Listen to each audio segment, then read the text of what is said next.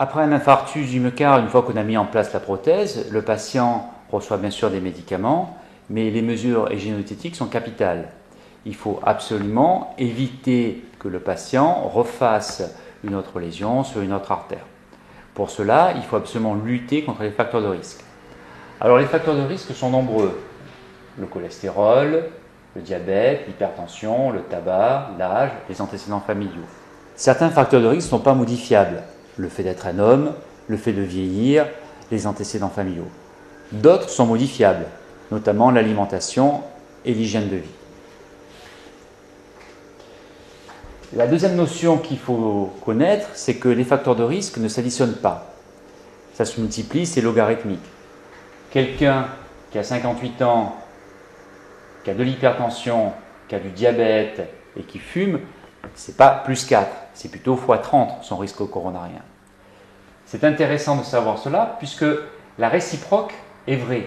Si quelqu'un arrête de fumer, diminue sa consommation d'alcool, normalise sa pression artérielle, fait un petit peu d'activité physique, c'est à peu près 30 minutes de marche 5 jours sur 7, consomme des fruits et légumes, il va diminuer son risque d'infarctus du myocarde d'un facteur 5. Donc, les facteurs de risque, il faut absolument essayer de les combattre. Ça vaut la peine de les diminuer, puisque le risque de mortalité diminue énormément. Le LDL cholestérol doit être bas en post-infarctus, il doit être à moins de 1 g, peut-être à 0,7 suivant les nouvelles recommandations qui vont sortir dans quelques mois. Le deuxième élément qu'il faut comprendre, c'est que les gènes que l'on a sont les mêmes que l'on a depuis des dizaines et des centaines de milliers d'années, et l'homme n'est pas fait pour être sédentaire, il est fait pour courir, il est fait pour manger une alimentation simple qu'on peut retrouver il y a plusieurs milliers d'années. Un des fléaux et une pandémie qui se prépare, c'est le diabète. Ici, vous avez des anciens chiffres entre 1991 et 2001 aux États-Unis. Vous avez les différents États américains. En rouge, vous avez les États où il y a plus de 10% de la population qui sont diabétiques. On voit qu'à 91, il n'y a pas d'État avec plus de 10% de patients diabétiques. En 2001, vous avez plusieurs États, notamment la Floride et les États de Californie, où il y a à peu près 9 à 10%, plus de 10%. Le nombre de patients diabétiques explose au niveau de la planète, pas seulement dans les pays développés, mais aussi dans les pays en voie de développement, comme l'Inde, la Chine ou les USA. Ici, vous avez les prévisions en 2030.